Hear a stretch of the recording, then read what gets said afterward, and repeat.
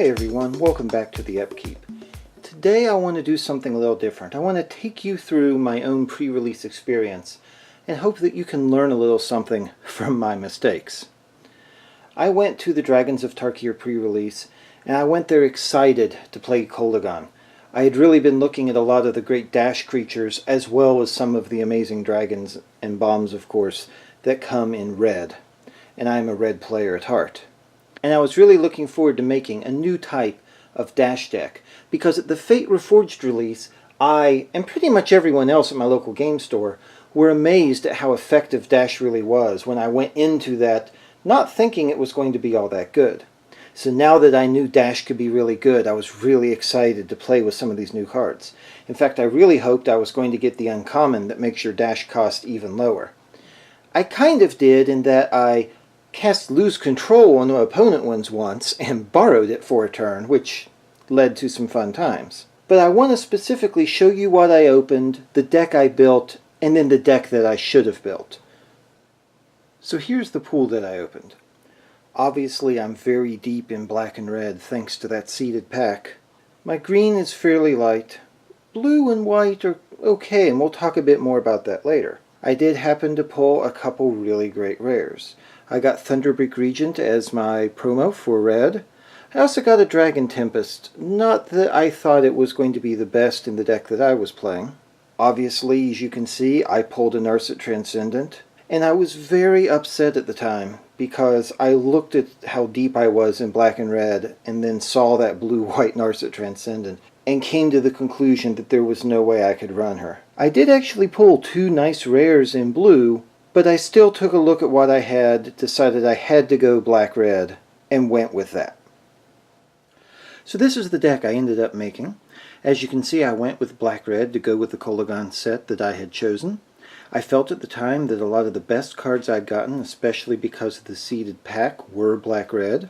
And as you can see, I did have a lot of really good, especially on the red cards. I had Thunderbreak Regent, Storming Dragon, Sprinting Warbrute, the Lava Axe on a stick, Mardu Scout, Pyrotechnics Roast. I had some good red removal. I had Tail Slash, I had Sarkhan's Rage. And I did have a lot of good black removal. But as you can see, my black creatures were a little bit iffy. I did end up going 2 and 3 with this deck. The thing that was very awkward about this deck is that I kind of designed it around this idea. If you look, it's actually fairly light on creatures. And the idea, which completely didn't end up really working, again 2 and 3 was not the best record, was that in the early stages of the game I'd be dashing out creatures, I'd be bringing out the Megamorphs, and then waiting until I got to that 7 mana, 8 mana point to start really dropping the big bombs or flipping over the Megamorphs. Unfortunately, that didn't always work, because it was kind of awkward that when I was dashing out those creatures in the beginning, I was getting some good damage in, but not enough to get to the point of win. And then once they started dropping big creatures, mine weren't matching until and if it got even later game. So things got a little bit awkward.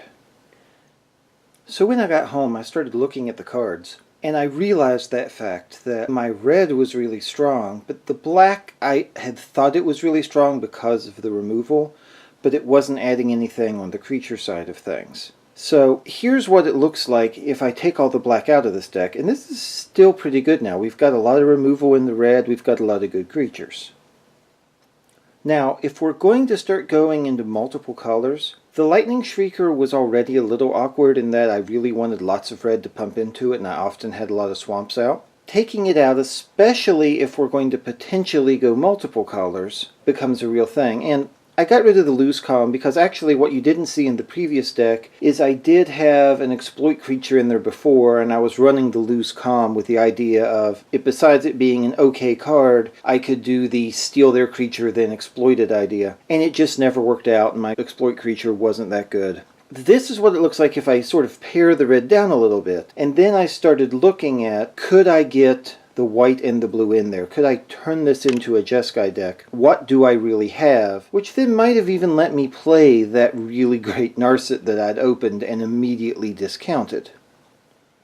So when I really started looking at what I had, I realized I had a great Jeskai deck. Not only did I have a lot more creatures, I had a lot of great creatures. I had a number of flying creatures in the Aven Sunstriker and the Aven Tactician, as well as the Mist of Kirin, which other people playing against me caused me no end of trouble here. I've also got the Dramoka Captain, who's great because of the constant bolsters. The Strong Arm Monk, who gives prowess basically to all of your creatures. And I also had some removal in white that could replace the removal I was losing in black with 2 copies of Enduring Victory. I then had just enough blue to also go ahead and throw that in with a Profaner of the Dead, one of the rares I got, as well as the Jeskai Infiltrator. 2 of the rares I got were blue. Ojutai's Breath for a little bit of control, and an Anticipate to go there with the Tormenting Voice to get a little bit more of the card draw and filtering. This also means I could have run that Narset Transcendent.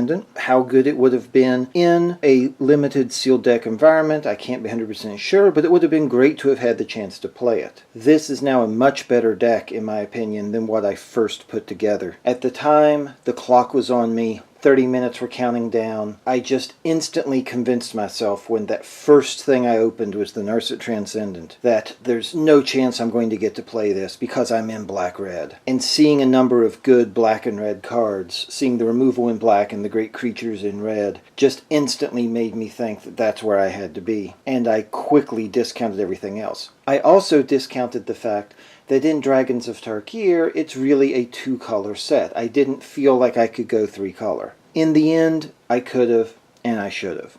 This makes for a much better deck, even if the mana gets a little bit awkward. All of my white cards, with the exception of the Sunstriker, and all of the blue cards only cost 1. In the white cards, 2 of them are Megamorphs, so I could have cast them even without the right color in hand. And for that matter, the one bit of fixing that I did get was a Swiftwater Cliffs. And I absolutely could have played that. So hopefully let this be a good lesson to you as well. Learn from my mistake here. I got too set on the idea of running a Kolaghan deck because that's what I wanted to do. I got too set on that idea of having this quick dash deck and then a couple big dragons. I didn't have enough dash to pull it off. I didn't have enough good dash to pull it off. And I really didn't have that good of a black keeper. So once again, thanks for listening. Please like and subscribe. And hey, don't forget your upkeep.